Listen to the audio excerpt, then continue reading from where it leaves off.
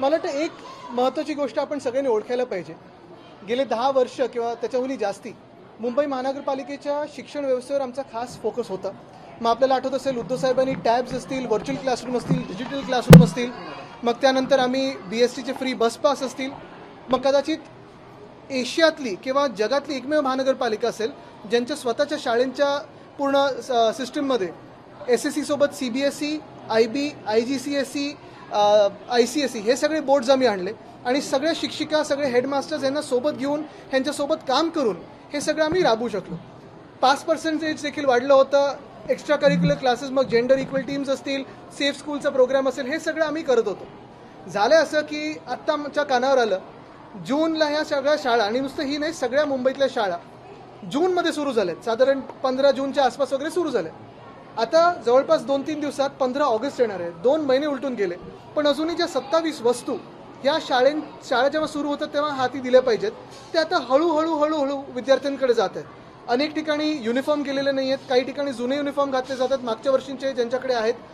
काही आपण वर्ग बघतोय तिथे, म्हणजे नुसतं या शाळेत नाही, सगळ्या शाळांमध्ये घरातले कपडे घालून मुलं येतात, कारण अजूनही युनिफॉर्म दिले गेले नाही आहेत. 27 वस्तू जे असतात, स्टेशनरी असतात, छत्रे असतात, पावसाळा संपल्यानंतर छत्रे हाती जाणार त्यांच्या. आणि हे सगळं झालेलं आहे कारण आपल्याला आठवत असेल फेब्रुवारी-मार्चमध्ये जे काही प्रथा होती ती बदलून भाजपचे जे शहराचे अध्यक्ष आहेत त्यांनी सांगितलं इथून घ्या तिथून घ्या. ह्याच्यात कुठेतरी अनियमितता झालेली आहे, मोठा घोळ झालेला आहे. घोटाळा हा येईलच, पण घोळ तर झालेला आहे. आणि ह्याच सगळ्या निर्णयामुळे आणि ह्याच भाजपच्या निर्णयामुळे आज शाळेतली मुलं 27 वस्तूंपासून वंचित राहिलेली आहेत. आत्ता हळूहळू आपण पाहतोय वर्गांमध्ये 2 महिन्यानंतर या वस्तू जायला लागलेत, युनिफॉर्म असतील किंवा इतर वस्तू असतील.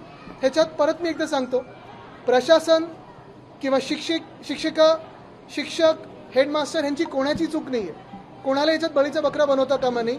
चूक आहे ती फक्त भाजपच्या निर्णयाची आहे आणि ती दुरुस्त व्हावी आणि माफी मागावी भाजपने, ही आमची मागणी आहे. जेएम पोर्टलचा जेव्हा प्रस्ताव आला होता ते म्हणले होते की शाळा सुरू होताच आम्ही सर्व वस्तू दिल्या जातील असं त्यांनी सांगितलं होतं, पण आता 2 महिने झालेत.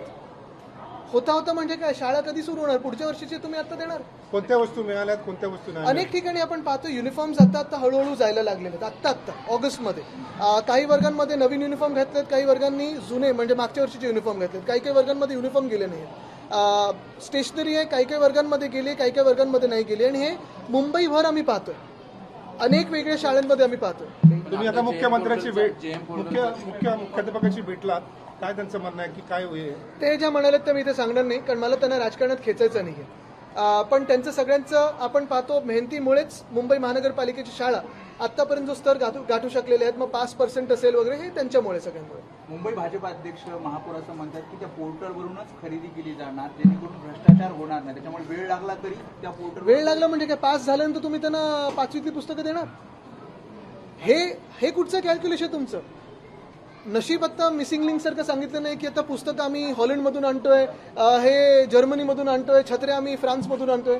नशीब तेवढं तरी खोटं बोलले नाहीत, पण एवढं तर सगळ्यांना दिसतंय, स्वच्छपणे दिसतंय की अजूनही वर्गांमध्ये ज्या गोष्टी जायला पाहिजेत त्या गेलेल्या नाहीत. आदित्यजी, राज्यातल्या देखील शाळांची परिस्थिती काही फारशी ठीक नाही आहे. अभिजित दिपके यांच्या माध्यमातून आता 15 ऑगस्टपासून राज्यातल्या देखील ज्या प्राथमिक शाळा याचा दर्जा सुधारावा यासाठी नवं आंदोलन नक्कीच. आणि आपल्याला परवाच आपल्याच माध्यमातून ते व्हिज्युअल पाहिलं, कर्जत इथे त्या लहान मुलींनी स्वतः सोशल मीडियावर येऊन त्यांनी ती कंप्लेंट केली होती. मग आपण तो विषय घेतला. आत्ता थोडं डागडुजीचं काम सुरू झालंय. आणि जर मुंबईत हे हाल असतील की विद्यार्थ्यांना अजून गणवेश गेले नसतील, विद्यार्थ्यांना स्टेशनरी गेले नसतील आपल्या राज्याच्या राजधानीमध्ये, तर इतर ठिकाणी काय अपेक्षित आपण पकडायचं? आणि म्हणून अजून एक तुम्हाला सांगतो, काल माझी जी नगरसेवकांबरोबर बैठक झाली त्यांना ओपन स्पेसबद्दल सांगितलंच आहे, पण अनेक ठिकाणी शाळांचे प्लॉट त्यांचे रिझर्वेशन बदलले गेलेत, शाळा प्रायव्हेटायझेशनच्या हाती दिलेले आहेत. अनेक ठिकाणी आपण पाहतोय असेच गणवेश वगैरे दिले नाही आहेत. सगळ्यांना मी सांगितलेलं आहे की आपण कोणाचाही वॉर्ड असो, प्रत्येक शाळेत जाऊन तिकडच्या प्रिन्सिपलशी संवाद साधावा आणि काय तिथे कमी आहे तिथे पूर्तता करावी. कारण आमचं सरकार असताना आम्ही ते करायचो. सातत्याने आमची जी एक कमिटी बनवली होती त्याच्यात वेगळ्या NGOs होत्या, स्वतः त्या समितीचे अध्यक्ष असायचे, हे सगळे लोक ह्या आपण प्रिन्सिपल्स आणि टीचर्स बरोबर डायरेक्ट संवाद साधायचो. आपण मुंबई महानगरपालिकेकडून या शाळा ज्या आहेत त्या सुधारल्या जात होत्या, मात्र आता कुठेतरी खाजगी या शाळा कुठेतरी करण्याचा घाट घातला जातोय. नक्कीच सगळं काही खाजगी करायचंच चाललंय ना, मुख्यमंत्र्यांच्या डोळ्यासमोरच आहे. जमिनी आपण पाहतोय 16 एकर मुंबईची फुकटात मुख्यमंत्री स्वतः भाजपच्या आमदाराला देतात. फुटबॉलचं ग्राउंड. आता दुसरे एक बँड्रामधलं म्हणजे मला कळत नाही, बँड्रामधल्या लोकप्रतिनिधींना 1-2 नगरसेवक आणि खासदार सोडले तर जे मुख्य लोकप्रतिनिधी आहेत त्यांना का वाटत नाही की तिकडच्या मोकळ्या जागा वाचाव्या. आता आज रेक्लेमेशनचं पण मला वाटतं तिकडचं ओपन स्पेस चाललंय कोणाच्या तरी हाती.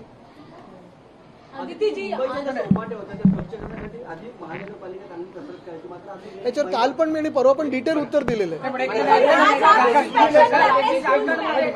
झारखंडमध्ये जे आंदोलन सुरू आहे, काल सुद्धा बघितलं आपण, पोलीस आणि विद्यार्थ्यांमध्ये धक्काबुक्की झाली, मोठं गोंधळ झाला. काय वाटतं या सगळ्यामध्ये? कारण काय वाटतं म्हणजे एक भूमिका तर स्पष्ट आहेच, कुठच्याही शांततापूर्व आंदोलकांवर लाठीचार्ज किंवा असं काही होऊ नये आणि त्याचा आम्ही विरोध तर करतोच. काल सगळ्याच पक्षांनी ही भूमिका मांडलेली आहे. पण दुसरे जे चित्र सोशल मीडियाच्या माध्यमातून आले, भाजपचा झेंडा घेऊन पोलिसांवर दगडफेक करणारे हे लोक कोण होते? काही तर मीडियानेच एक्सपोज केलंय. कोण दुसऱ्या राज्यातून तिथे झारखंडच्या त्या परीक्षेसाठी बसवलेलं आहे, आंदोलन करायला आणलंय, त्यांच्या गाड्यांमध्ये दगड सापडले, कोण कुठून गाड्या करून आलेलं आहे, सांगतात आम्हाला भाजपनी बंगालमधून पाठवलंय, कुठून दुसरीकडून पाठवलंय. हे तर दिसतंय ना चित्र. तर दगडफेक कोणी केली त्यांना तर पकडलंच पाहिजे. पण दुसरी गोष्ट म्हणजे लाठीचार्जचा आम्ही विरोध करतोच.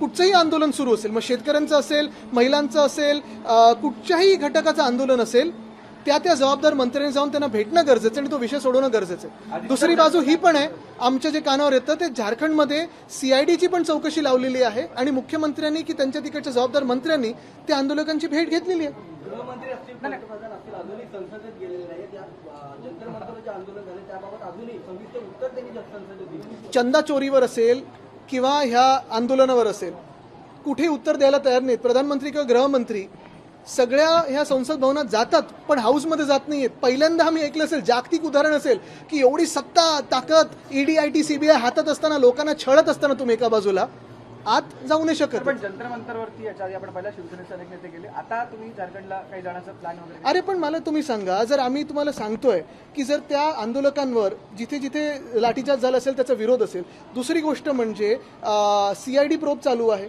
तिथे चौकशी सुरू आहे, आणि तिसरी गोष्ट म्हणजे प्रधानमंत्री का ना जातात? पण आम्ही सत्तेत आहोत का? आम्ही जिथे जिथे आंदोलन होते तिथे जातोय, पोहोचतोय, पण जे सत्तेत आहेत ते का ना जातात? त्यांना पण हा प्रश्न विचारला पाहिजे. जाऊ दे,